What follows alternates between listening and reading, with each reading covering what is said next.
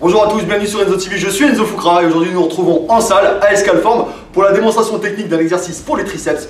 Il s'agit des Skull Crushers, ou extension triceps aux haltères allongés. Donc cet exercice présente plusieurs bénéfices. Le premier, c'est que vu que c'est un mouvement qui est unilatéral, on va travailler un bras indépendamment de l'autre.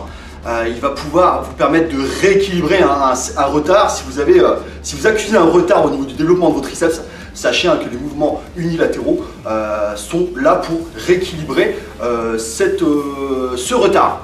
Le deuxième bénéfice, c'est que c'est un exercice qui nous demande très peu de matériel, donc réalisable aussi bien pour ceux qui ont accès à une salle que pour ceux qui s'entraînent chez eux. Et enfin le troisième, c'est que c'est une bonne alternative pour les personnes qui ne peuvent pas faire par exemple de barre au front, d'accord, il y a des personnes pour qui la barre au front provoque des douleurs au niveau des poignets, au niveau des coudes. Pour les personnes également qui présentent un valgus très prononcé. Je vais faire une petite aparté là-dessus sur le valgus. D'ailleurs j'ai une vidéo, à ce sujet est en train de se faire parce que c'est hyper important les amis. Alors vite fait, qu'est-ce qu'un valgus? Le valgus c'est tout simplement, comme vous pouvez vous en apercevoir sur un plan anatomique, c'est-à-dire frontal, vous pouvez vous apercevoir que mon bras et mon avant-bras ne sont pas alignés, c'est tout à fait normal les amis.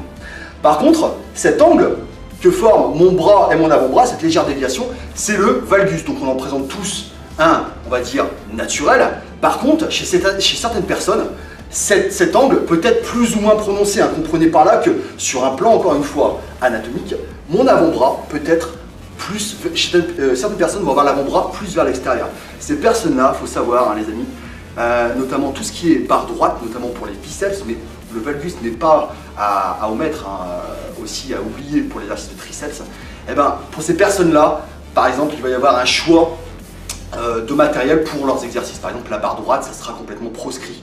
La barre coudée, si c'est un valgus très prononcé, non plus. D'accord? On travaillera aux haltères. Donc cet exercice qu'on va voir aujourd'hui est aussi hyper bénéfique pour les personnes qui présentent un valgus très prononcé. Donc gardez bien en tête, la vidéo sur le valgus, qui est très importante, arrive d'ici peu. Donc on va commencer de suite la démonstration. Donc je suis sur le banc, je vais saisir mes haltères, donc les haltères sur les genoux, donc je vais m'allonger, d'accord? C'est un exercice où on ne prend pas extrêmement lourd, mais si jamais vous voulez faire un petit peu, quelques petites performances, d'accord, mettez les haltères sur les cuisses, accompagnez-les, les pieds bien au sol, les omoplates collés contre le banc, je suis fort, je gagne bien au niveau des abdominaux. Si jamais vous ressentez une gêne au niveau des lombaires, n'oubliez pas les amis, comme tout exercice sur banc, vous pouvez mettre un step au bout des pieds pour que vos pieds soient surélevés. Donc ensuite je vais développer les haltères au niveau du visage. Là, ce qui va être hyper important, c'est la clé de cet exercice, c'est qu'en aucun cas, mes coudes pendant l'exercice ne devront effectuer de mouvements tiroirs. Comprenez par là que mes coudes devront être fixes. La seule chose qui va bouger, ce sont mes avant-bras. Donc les haltères sont en prise pronation, d'accord. Contrairement à la barre au front où on est en pronation aussi. Là c'est une prise neutre, excusez-moi. Donc la prise neutre ne va pas provoquer de douleur. C'est ça qui est important, c'est ça qui est bénéfique dans cet exercice. Donc les coudes sont fixés, je gagne bien au niveau des abdominaux, mes avant-bras vont descendre, les haltères vont arriver au niveau des tempes et je remonte en faisant une extension complète. J'ai bien dit complète les amis, pas de petit flex au bout. Là on va vraiment contracter les triceps un maximum. Par contre, évitez de trop verrouiller brutalement, ne verrouillez pas brutalement. Ça peut être dynamique, mais contrôlé. Ok? Donc je descends les haltères sur 2 secondes, haltères au niveau des tempes, et je monte sur 1 seconde.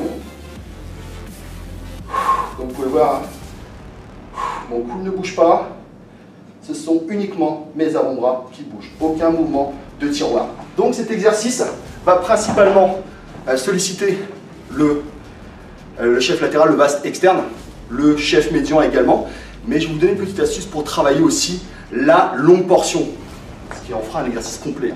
Donc la petite astuce, la petite variante pour travailler la longue portion du triceps, c'est qu'en fait, au lieu de descendre les haltères au niveau des tempes, vous allez descendre les haltères, je vais reculer un petit peu les coudes. D'ailleurs, pour les personnes qui ont des tensions au niveau des coudes, n'hésitez pas à reculer un tout petit peu les coudes vers la tête.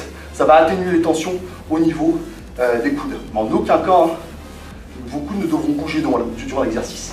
Donc là, je vais avancer un petit peu les coudes. Et cette fois-ci, les haltères, au lieu d'arriver au niveau des tempes, ils vont arriver vers le sommet du crâne.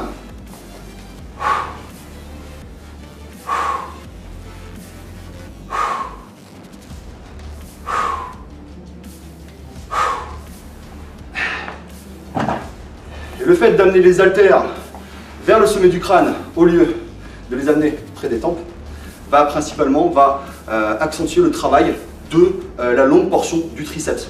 Donc voilà, cet exercice est un excellent exercice de finition.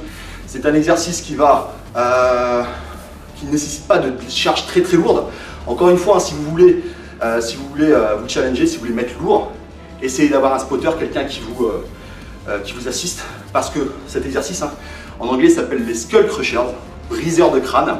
Comprenez par là que si vous n'avez pas de personne pour vous assister, c'est assez problématique si vous avez une tétanie, hein, si vous avez une grosse faiblesse en milieu de mouvement. Là, les haltères vont tomber, hein, et ils vont tomber vers le crâne.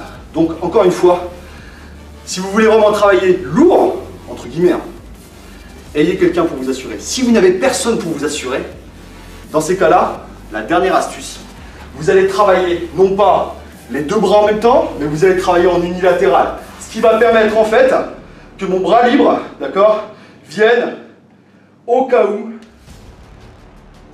aider mon bras, mon avant-bras si jamais il y a une défaillance. Si au milieu du mouvement, voilà, j'ai la grosse tétanie, j'ai le renfort du bras, et éventuellement, on peut même bloquer l'haltère, enfin bref, travailler en sécurité si jamais vous voulez travailler lourd.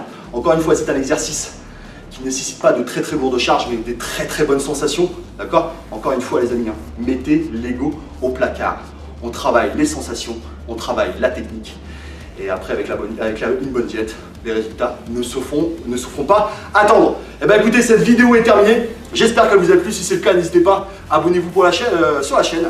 La semaine prochaine, on se retrouve en cuisine pour une petite astuce petit déjeuner, d'accord? Pour ceux qui en ont marre des flocons d'avoine, je vais vous donner une petite astuce pour avoir un petit déjeuner qui change un petit peu l'ordinaire tout en restant dans l'optique, hein, dans l'optique de l'atteinte de nos objectifs. Donc voilà, d'ici là, je vous souhaite tous de très bonnes séances. Vous étiez sur Enzo TV, je suis Enzo Foucra. À la semaine prochaine les amis. Bye bye, ciao.